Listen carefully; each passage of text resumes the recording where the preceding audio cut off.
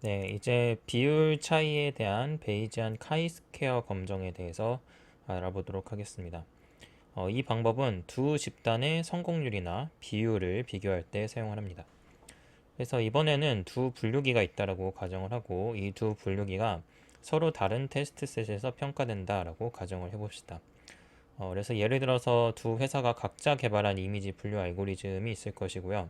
이것을 비교하는데 각 회사가 자체적으로 수집한 데이터 세트를 사용한다라고 생각을 해볼 수 있습니다. 이때 YM이라는 것을 두는데 YM은 여기서 M은 그 회사가 개발한 방법론이 되겠습니다. 그래서 1번이나 2번 이렇게 M이 1이나 2가 될 수가 있게 되겠고요. 그래서 이때 M을 이용한 NM은 이 총 시도 횟수가 되겠습니다. 그래서 이 총 시도 횟수가 되겠고 YM은 그 총 시도 횟수 중에서 정확하게 분류된 예제의 수라고 할 수가 있습니다. 예를 들어서 방법 1이 1000개 이미지 중에서 이제 800개를 정확하게 분류했다라고 한다면은 Y1은 800이 되겠고요. 그리고 N1은 1000이 되겠죠.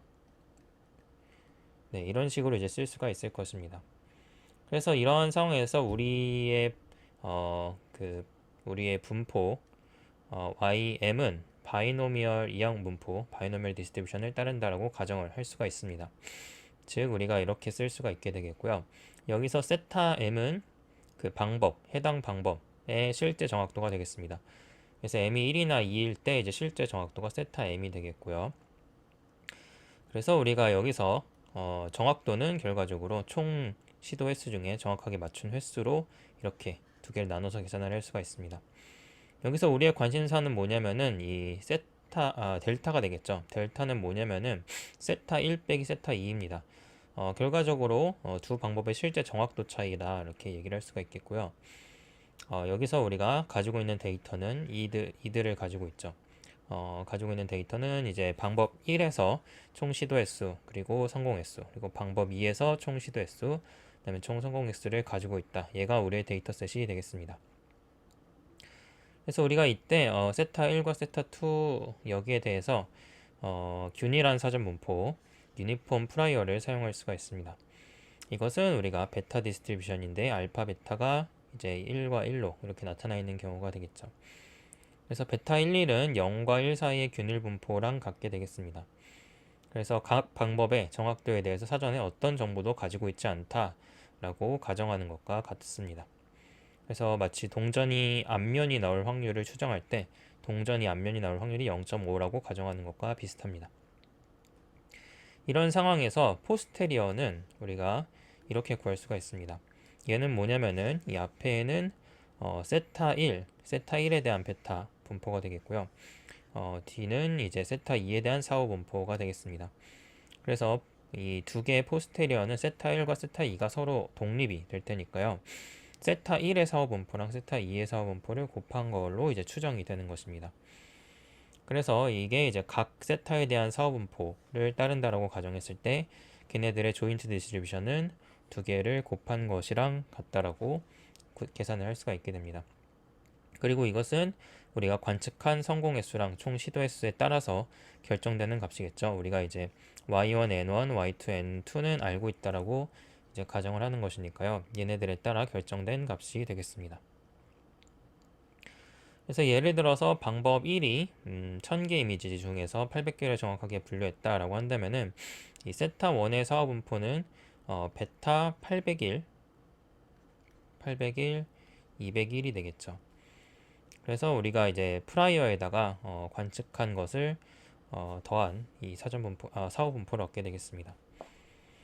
그래서 이 베타 분포는 결국에 세타 1에 대한 가능한 값들에 대한 확률 분포를 나타내게 되겠고요. 분포의 평균은 결과적으로 우리가 계산을 해보면은 801 플러스 201 분의 801로 계산을 할 수가 있게 됩니다. 그래서 관측 비율과 굉장히 비슷하죠. 관측 비율은 이제 800분의 1000분의 800이죠. 얘가 이제 관측 비율인데요. 이렇게 사후 분포의 평균은 관측 비율과 이제 상당히 유사하지만 프라이어가 이제 더해졌다라고 할 수가 있습니다. 그래서 단순한 점 추정으로 이렇게 근데 하는 게 이제 의미는 사실 딱히 없죠. 그러니까 이제 베타 디스트리뷰션을 사용을 해가지고 포스테리어 자체를 구하는 게 이제 베이지안에서는 의미가 있고요. 이렇게 평균이라든지 점 추정은 사실은 베이지안에서는 그렇게 의미 있는 행위는 아니다라고 할 수가 있습니다. 그래서 우리의 주요 관심사인 이제 델타에 대한 포스테리어를 구해보도록 하겠습니다. 이 델타에 대한 포스테리어는 아래와 같이 구해질 수 있습니다. 여기서 우리가 보면은 그 두 번의 적분이 있고요. 이 두 번의 적분은 이제 델타 세타 1과 델타 세타 2, d 세타 1, d 세타 2에 대해서 하는 것이 되겠고, 즉 우리가 이 세타 1과 세타 2를 이제 차이점을 델타로 놓고 이거를 이제 세타 1과 세타 2에 대해서 마지널링을 하는 것이죠. 그러니까 세타 1과 세타 2가 그렇게 이제 해당 위치에 존재할 확률을 이 인디케이터 펑션을 이용을 해가지고 마지널링을 하는 것이 되겠습니다. 그 다음에 얘를 우리가 세타 2에 대해서 먼저 적분을 해보면요. 일단 세타 2는 이 인디케이터 펑션이 만족시킬 때만 세타 2가 존재를 할 수가 있기 때문에 세타 2는 이제 델타 마이너스 세타 1이 되겠죠. 잘못 썼네요. 세타 1 마이너스 델타가 되겠죠. 그래서 이 델타 2에 대한 부분을 이제 세타 1 마이너스 델타로 놓고 이제 적분을 시키게 되면은 결과적으로 이 각각 이 상하분포 얘 포스테리어도 얘고요. 얘 포스테리어도 얘인데 근데 여기서 델타 2를 없애버릴 수가 있죠. 세타 1에 대해서만 세타 2를 없애버릴 수 있고 세타 1에 대해서만 계산할 수가 있게 됩니다. 그래서 앞에서 인디케이터 펑션의 성질을 이용해서 세타 2를 세타 1 마이너스 델타로 바꿔서 이제 표현을 하면은 결과적으로 적분을 세타 1에 대해서만 할 수가 있습니다. 그래서 각각의 사어분포, 각각의 포스테리어의 곱셈으로 이렇게 나타낼 수가 있고요. 얘네들을 이제 적분을 할 수가 있겠죠. 그래서 베타 디스트리뷰션 두 개는 우리가 수치적으로 나타낼 수가 있잖아요. 수식으로 나타낼 수가 있죠. 걔를 이제 세타 1에 대해서 적분을 하는 거니까 우리가 실제로 적분을 계산을 할 수가 있게 됩니다. 일단 적분의 수식 자체가 어려운 경우에는 몬테카를로를 이용해서 적분을 계산할 수가 있게 되겠고요. 이 베타 디스트리뷰션 같은 경우는 적분이 어렵지 않으니까요. 실제로 적분을 수행을 할 수가 있게 되겠죠. 그래서 이 식이 의미하는 바를 직관적으로 이해를 해보면은 결국에 세타 1과 세타 2의 모든 가능한 조합을 고려를 해가지고 각 조합에 대해서 그 조합이 발생할 확률, 얘랑 그리고 그 조합이 특정 델타 값을 만족하는지를 곱하는 식으로 이루어져 있습니다. 그리고 이를 모든 가능한 조합에 대해서 적분을 시킵니다. 그래서 이 식은 약간 복잡해 보이지만 실제로는 델타의 특정 값에 대해서 수치적으로 쉽게 계산을 할 수가 있습니다. 예를 들어서 우리는 이런 확률을 계산을 할 수가 있습니다. 이제 델타가 입실론보다 클 확률, 우리가 어떤 데이터를 관측했을 때 델타가 입실론보다 클 확률을 이렇게 계산을 할 수가 있게 되는 것입니다. 그래서 여기에 나왔던 이 p 델타 바 d를 우리가 얻은 얘를 이용을 해서 계산을 할 수가 있게 되겠죠. 그래서 이것은 방법 1이 방법 2보다 엡실론 이상 더 정확할 확률을 나타내게 되겠습니다. 예를 들어서 엡실론을 얘를 0.05 정도로 설정을 해서 5%라고 설정을 하고 우리가 이 수치를 계산을 해서 92%라는 결과를 얻었다라고 가정을 해봅시다. 이것은 이제 92%의 확률로 방법 1이 방법 2보다 5% 이상 더 정확하다라고 이렇게 해석을 할 수가 있게 됩니다. 그래서 이러한 적분은 1차원 수치 적분을 통해 이제 계산을 하거나 때에 따라서는 이제 해석적으로 계산을 할 수가 있습니다. 이러한 방법을 우리가 베이지안 카이-스퀘어 테스트라고 부릅니다. 그래서 이 방법의 장점은 여러 가지가 있는데요. 일단은 우리가 테스트해본 두 그 모델에 대해서 두 집단의 크기가 다를 때가 있습니다. 표본 크기가 다른 경우가 되겠죠. 그리고 이제 표본 크기가 작은 경우에 대해서도 로버스트하게 사용을 할 수가 있습니다. 그래서 원래 베이지안 카이-스퀘어 말고 이제 일반적인 카이-스퀘어 테스트도 있는데 일반적인 카이-스퀘어 테스트는 작은 표본 크기에 대해서 문제가 될 수가 있지만 베이지안 방법은 이런 제약이 없게 되겠습니다. 또한 결과를 이제 확률로서 직접 해석을 할 수 있으니까 실제 의사 결정에서 더 직관적으로 활용할 수 있습니다. 그래서 이제 유의 수준 0.05에서 통계적으로 유의미하다라는 말보다 95%의 확률로 차이가 있다라는 표현이 더 이해하기 쉽습니다. 또한 이제 사전 정보 프라이어를 자연스럽게 모델에 통합을 할 수가 있습니다. 그래서 만약에 우리가 특정 방법의 성능에 대해서 사전 지식이 있다라고 한다면은 이를 사전 분포에 반영을 해서 계산을 할 수가 있게 되는 것입니다. 그래서 예를 들어서 뭐 실생활에서는 두 가지 광고 전략의 효과를 비교한다든지 두 개의 웹사이트 디자인 중 어느 것이 더 높은 수익을 올릴 수 있는지 이런 것들을 비교하는 데 사용을 할 수가 있습니다. 네, 그래서 앞서서 베이지안 방법을 이용을 해서 두 집단 간의 차이를 분석하는 방법에 대해서 배웠는데 이거를 실제 데이터에 적용을 해보고 그 다음에 이제 계산을 해보도록 하겠습니다. 이 화면에 보이는 2x2 표는 이제 컨틴전시 테이블이라고 부르고요. 컨틴전시 테이블은 뭐 분할표라고 한국어로 해석을 할 수가 있습니다. 이 표는 이제 남성과 여성에 대해서 왼손잡이와 오른손잡이의 수치를 나타냅니다. 그래서 관측한 표본을 개수를 나타내게 되겠고요. 그래서 남성의 경우에는 총 52명의 남성 중에서 왼손잡이가 9명, 그리고 여성 중에서는 이제 48명의 여성 중에 4명이 왼손잡이다라고 관측이 되었다 라고 해봅시다. 그래서 이 데이터를 보면은 직관적으로 그냥 남성의 왼손잡이 비율이 더 높아 보이죠. 남성의 왼손잡이 비율이 17%, 여성의 왼손잡이 비율이 4%다 이렇게 결론을 내릴 수도 있을 것 같은데, 근데 이게 우연에 의한 것인지 아니면은 실제로 의미 있는 차이인지를 판단하기 위해서는 통계적 분석이 필요하게 되겠습니다. 먼저 이제 각 그룹의 왼손잡이 비율을 ML이 최대 우도 추정으로 계산을 할 수가 있겠죠. 최대 우도 추정은 단순하게 분모에다가 관측의 샘플 총수를 넣고요. 이제 분자에다가는 성공 횟수, 뭐 여기서는 왼손잡이의 명수가 되겠죠. 걔를 이제 놔가지고 이제 계산을 할 수가 있습니다. 그래서 남성의 왼손잡이 확률은 17%, 여성의 확률은 4% 정도로 계산을 할 수가 있게 되는 것입니다. 그래서 이 결과만 보면은 남성의 왼손잡이 비율이 여성보다 약 4배 정도 높아 보이는데요. 여기서 주의해야 될 점이 바로 표본 크기가 작다라는 점입니다. 그래서 전체 100명의 데이터로 인구 전체를 특성을 추정하는 것은 불확실성이 크게 되겠습니다. 그래서 불확실성을 고려하기 위해서 앞서 배운 베이지안 방법을 사용할 수 있습니다. 바로 이 델타의 포스테리어를 계산할 수 있습니다. 여기서 델타는 이제 세타 1 마이너스 세타 2가 되겠고요. 즉 남성과 여성의 왼손잡이 비율의 차이가 되겠죠. 그리고 D는 우리가 관찰한 데이터가 되겠습니다. 구체적으로 우리가 델타 예를 계산한다라는 것은 예를 계산한다라는 거랑 같죠. 그래서 주어진 데이터를 바탕으로 남성의 왼손잡이 비율이 여성보다 높을 확률을 계산할 수가 있습니다. 그래서 앞에서 주어진 데이터로 우리가 베타 디스트리뷰션을 계산을 할 수가 있죠. 그래서 앞에서 이루어진 수식을 통해서 우리가 베타 디스트리뷰션을 계산해가지고 베타 모 곱하기 모 이런 식으로 나타낼 수가 있겠죠. 그리고 얘를 이제 적분을 취한 것으로 이제 나타낼 수가 있습니다. 그래서 얘는 이제 베타 디스트리뷰션인데 우리가 베타 디스트리뷰션은 이제 세타 곱하기 1 세타의 뭐 알파 베타 제곱 이런 꼴로 나타나잖아요. 이런 꼴은 우리가 쉽게 적분을 할 수가 있게 되겠죠.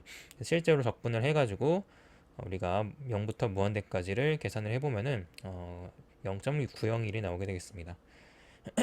그래서 이 90.1%라는 것은 결과적으로 세타 1이 세타 2보다 더 클 확률, 즉 이제 남성의 왼손잡이 비율이 여성의 왼손잡이 비율보다 더 높을 확률이 되겠습니다. 그래서 단순하게 이 관측된 비율이 4배 더 높다라는 이렇게 얘기하는 것보다 남성의 왼손잡이 비율이 여성의 왼손잡이 비율보다 높을 확률이 90%가 된다라고 얘기하는 게 더 불확실성까지 고려하는 정확한 추정 방법이다라고 할 수가 있습니다. 네, 이제 새로운 주제를 보도록 하겠습니다. 바로 빈도주의 결정 이론이 되겠습니다. 이 빈도주의라는 것은 베이지안이랑 반대되는 개념이라고 할 수가 있겠고요. 베이지안과는 다른 관점에서 통계적 추론을 하는 방법이 되겠습니다. 그래서 이 프리퀀티스트, 빈도주의적 접근에서는 자연의 상태, 세타가 고정되어 있다라고 가정을 합니다. 그래서 우리가 이 세타를 직접 관측하고 알 수는 없지만 간접적으로 데이터를 통해서 관측을 하고 그 데이터를 통해서 이 세타를 추정한다라는 게 이제 빈도주의적 접근이 되겠죠.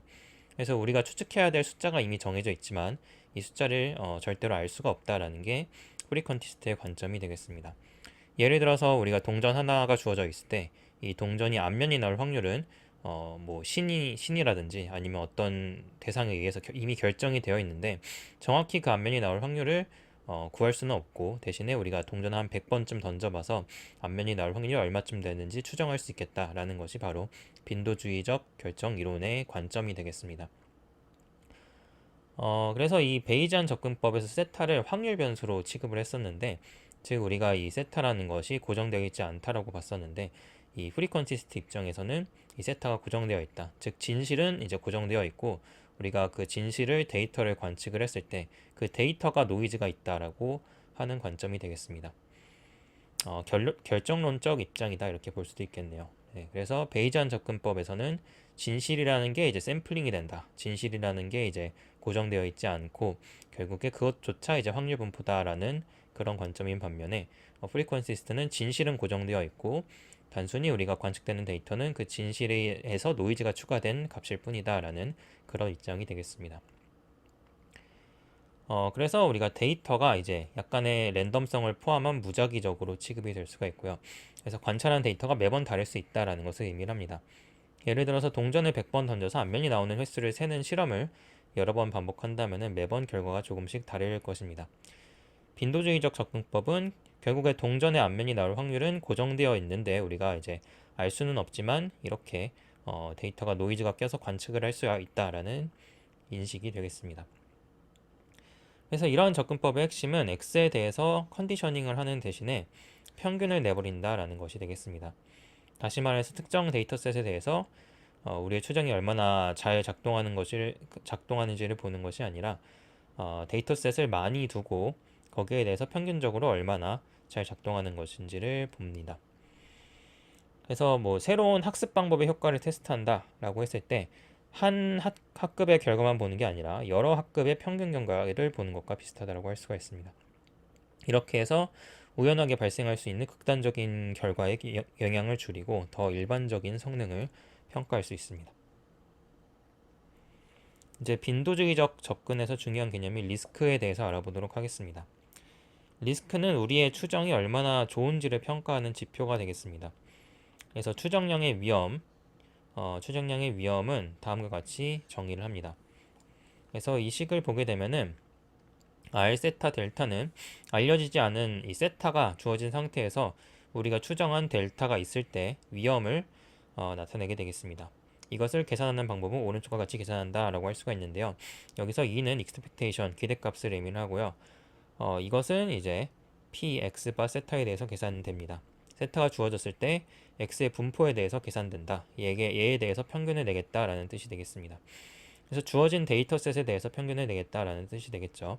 그리고 안에 있는 이 값은 손실함수가 되겠습니다. 그래서 세타, 즉 우리의 실제 값과 우리의 추정값 델타 x 사이의 차이를 측정하는 손실함수가 되겠고요. 손실함수는 여러 가지로 둘 수가 있죠. 가장 흔한 손실함수는 MSE라는 게 있을 수 있습니다. 앞에서 이제 살펴봤지만 MSE라는 게 가장 흔한 손실함수 중에 하나가 될 수가 있겠고요. MSE는 여기서는 뭐 세타랑 델타의 마이너스를 취하고 여기에 제곱을 구해서 얘를 이제 평균을 내 가지고 계산하는 방법이 MSE였었죠. 그래서 로스 함수는 뭐 여러 가지를 쓸 수가 있지만 대표적으로 MSE 같은 것들이 있을 수 있습니다. 그래서 결과적으로 이런 측정을 여러 번 한다라고 하고 그 여러 번 한 측정의 로스의 기대값을 낸다라는 게 되겠습니다. 즉 예를 들어 우리가 키를 추정하는 방법을 개발했다라고 가정을 했을 때 이 방법을 100명의 사람들에게 적용을 해보고 각각의 경우에 이제 실제 키 세타랑 추정된 키 델타 사이의 차이를 계산을 하고 이 차이의 평균을 구하는 게 되겠죠. 그래서 이 평균의 차이가 작을수록 우리의 추정 방법이 좋다라고 말을 할 수 있습니다. 그래서 결국에 어떤 개발한 알고리즘을 여러 번의 실험을 통해서 테스트를 하고 그 평균 성능을 측정하는 것과 비슷합니다. 그래서 특정 데이터셋에 특정 데이터에 대해서 과적합되지 않고 일반적인 상황에서의 성능을 평가할 수 있습니다. 네, 그래서 이 개념을 실제 문제에 적용해서 가우시안 분포의 평균을 추정했을 때의 예시에 대해서 보도록 하겠습니다. 그래서 우리의 데이터는 이제 가우시안 디스트리뷰션에서 샘플링 된다라고 가정을 합니다. 그 가우시안 디스트리뷰션은 우리가 평균이 세타 스타가 되겠고요. 분산은 1인 경우가 되겠습니다. 그래서 우리가 이 세타 스타는 추정하고자 하는 실제 평균값이 되겠죠. 그래서 우리가 어떤 제품의 무게를 측정을 하는데 실제 기계의 오차가 항상 표준 편차 1인 경우 이렇게 모델링을 했다라고 할 수 있습니다. 그런 것을 이제 상상할 수 있게 되겠고요. 여기서 우리는 제곱 손실 로스를 사용을 합니다. 그래서 MSE를 사용을 할 수가 있게 되겠고요. 그래서 이 손실 함수는 추정된 값이 이제 실제 값에서 멀어질수록 더 큰 페널티를 부여합니다. 예를 들어서 실제 값이 10인데 우리의 추정 값이 11이다 라고 한다면은 손실은 1이 되겠고요. 추정 값이 12다 라고 한다면 손실은 4가 되는 것입니다. 그래서 직관과 잘 맞게 되겠죠. 오차가 2배가 되면 심각성은 4배가 된다라고 할 수가 있게 되겠습니다. 그래서 이것의 경우에는 MSE라고 부르게 되겠고요. 이제 화면에 보이는 이 그래프를 이제 보게 되면은 다양한 추정량 등의 위험 함수를 보여주게 되겠습니다. 그래서 이 X축은 이제 여기서 이제 세타가 되겠고요. 추정한 세타가 되겠고, 왼쪽은 이제 리스크 세타랑 델타가 되겠습니다. 그래서 이 Y축은 리스크고요. 얘는 이제 그 세타 분포가 세타의 이제 실제 값이 되겠죠. 여기서 이제 파란색 이 선은 샘플 평균 MAD로 추정한 값의 리스크가 되겠습니다. 얘가 이제 수평인 이유는 샘플의 평균이 실제 세타 스타에 관계없이 일정하기 때문에 이렇게 되겠죠. 샘플의 평균이 이제 언바이어스 되었다라는 것을 의미하게 되겠습니다. 또한 이제 검정색 곡선은 우리가 추정한 값 세타 햇이 0일 경우가 되겠습니다. 그래서 고정된 추정량은 이렇게 검정색 곡선으로 나타내게 되겠습니다. 그래서 이 곡선이 U자 형태를 보이는 이유는 세타 스타가 0에서 멀어질수록 위험이 제곱으로 증가하기 때문이죠. 그래서 고정된 추정량의 한계를 잘 보여주게 되겠습니다. 그리고 이제 빨간색과 초록색 곡선은 각각 빨간색이 아니라 이 하늘색과 초록색 곡선은 각각 약한 사전 분포랑 강한 사전 분포를 사용했을 때가 되겠습니다. 그래서 이제 이 곡선들은 고정된 추정량과 샘플 평균의 중간 형태를 보입니다. 그래서 검정색과 파란색의 중간 정도의 값을 보인다라고 할 수가 있게 되겠습니다. 그리고 이게 왼쪽의 그림은 샘플의 개수가 5개였을 텐데요. 이제 오른쪽의 그림은 샘플이 20개로 증가한 경우가 되겠습니다. 이 경우에는 모든 추정량의 성능이 개선이 될 수가 있다라는 것을 볼 수가 있겠죠. 그래서 에러가 전체적으로 리스크가 전체적으로 이제 낮아진 것을 볼 수가 있습니다. 직관과 맞게 되겠죠. 직관에 따라서도 이제 더 많은 샘플을 관측을 할수록 추정의 정확도가 더 높아진다라고 그런 직관과 맞게 되겠습니다. 그리고 이제 형태는 똑같죠. 이제 사전 분포를 약하게 강하게 사용했을 때 그것은 이제 고정된 추정량과 MA를 사용한 그 어디 중간쯤에 있다라고 할 수가 있습니다. 네, 다음으로는 세타를 계산하기 위한 여러 가지 추정량에 대해서 알아보도록 하겠습니다. 그래서 앞에서 이제 MLE 같은 것으로 이제 세타를 추정할 수도 있겠지만요. 이제 프리퀀티스트에서는 여러 가지 방법을 사용하기도 합니다. 먼저 첫 번째로 우리가 관측한 샘플의 평균을 통해서 세타를 추정하는 방법도 있을 수 있고요.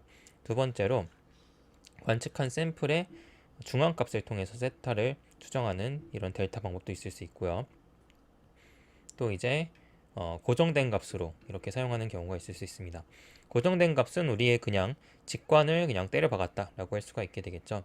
데이터에 관계없이 항상 같은 값을 추정량으로 사용하는 경우가 되겠습니다. 예를 들어서 과거의 경험을 바탕으로 뭐 평균이 항상 10인 것을 알고 있다. 그렇게 강하게 믿는다라고 한다면은 데이터가 어떻게 관측되든지 상관없이 우리가 이렇게 10을 고정된 추정값으로 사용할 수 있습니다. 그리고 마지막으로는 이제 가우시안 사전 분포에 대한 사후 평균이 되겠습니다. 그래서 우리가 베이지안으로 분포를 계산한 이후에 그 베이지안으로 계산한 분포를 이용을 해서 사후 평균을 계산하는 게 되겠죠. 그래서 사후 분포, 포스테리어 분포의 평균을 계산하는 수식이 우리가 이전에 배웠던 대로 이렇게 계산을 할 수가 있게 되겠고요. 이 식은 결국에 샘플의 평균이랑 사전 평균의 가중합으로 이루어져 있다라고 앞에서 배웠었습니다. 그래서 데이터에 어떤 가중치 그리고 사전 분포에 어떤 가중치를 두어서 합친 것이다 라는 것이 바로 이 포스테리어 민이 되겠죠. 네, 그리고 이제 추정량의 위험을 분해하는 방법에 대해서 알아보도록 하겠습니다. 그래서 이것은 뭐 실제로 스타를 알 수가 없으니까 실제로 계산을 할 수는 없는데요. 근데 이제 추정량의 성능을 더 깊이 이해하는 데 유용한 도구다라고 할 수가 있습니다. 그래서 우리가 추정한 세타 햇은 결국에 이제 어떤 우리가 모델로서 추정한 값이다라고 할 수가 있게 되겠고요. 얘는 우리가 평균 제곱 오차로 이렇게 계산을 할 수가 있는데 평균 제곱 오차는 세타 스타가 주어진 상황에서 세타 햇에 대해서 구할 수 있게 되겠습니다. 그래서 사실은 세타 스타의 값을 모르니까 얘를 MSE를 이렇게 두 개로 나눌 수는 없습니다. 그래서 얘는 이제 세타 스타를 알 경우에 대해서만 이렇게 나눌 수가 있긴 한데요. 근데 이제 어떤 모델에 대해서 이제 세타 스타를 안다라고 가정했을 때 이렇게 두 개를 나눌 수 있게 되겠습니다. 여기서 얘는 이제 모델 추정의 분산이 되겠고요. 얘는 바이어스, 즉 이제 편향, 모델 자체가 얼마나 세타 햇에서 세타 스타에서 세타 햇이 얼마나 떨어져 있는지를 나타내는 값이 되겠습니다. 그래서 얘는 추정량의 분산이고요. 얘는 추정량의 편향이라고 부릅니다. 편향은 아래와 같이 정의가 되겠습니다. 그래서 실제 세타 스타랑 우리가 예측한 세타 햇이 얼마나 떨어져 있는지에 대한 기대값이 되겠습니다. 그래서 이 분해 같은 경우는 우리가 앞에서 챕터 4에서 배웠었죠. 그래서 MSE를 이제 베리언스랑 바이어스로 분해하는 것은 이제 다뤘었고요.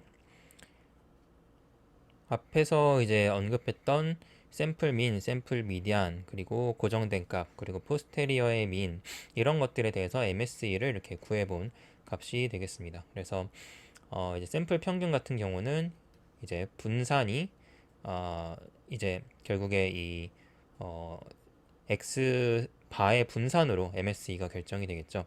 얘는 우리가 이 모 분산을 샘플의 개수로 나눈 값이다라고 할 수가 있습니다.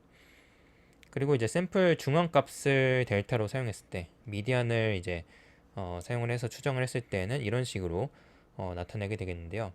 얘도 이제 언바이어스드 되어 있죠. 그래서 베리언스만 조정을 하고요. 바이어스는 없게 되겠습니다. 근데 이 분산은 이 샘플 평균이랑 샘플 평균의 분산이랑은 다르죠.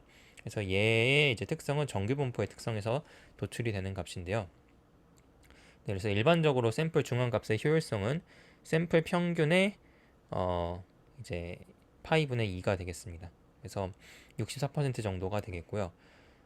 그래서 이렇게 샘플 크기에 대해서 샘플 중앙값은 샘플 평균보다 MSE가 1.5배 정도 크지만 중앙값은 이상치에 좀 더 강건하다라는 장점이 있습니다.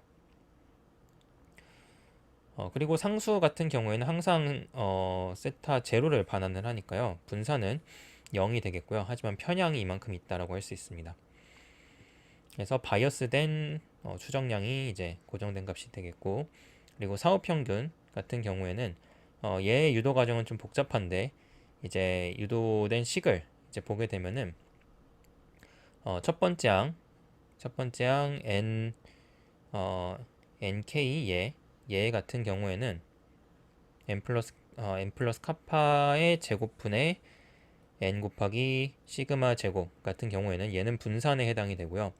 두 번째 항 얘 같은 경우에는 얘랑 이제 얘가 곱해진 얘 같은 경우에는 편향의 제곱에 해당이 됩니다. 그래서 n이 커질수록 분산은 이제 일반적으로 작아지게 되겠습니다. 분모는 이제 n의 제곱꼴, 분자는 n꼴이니까요.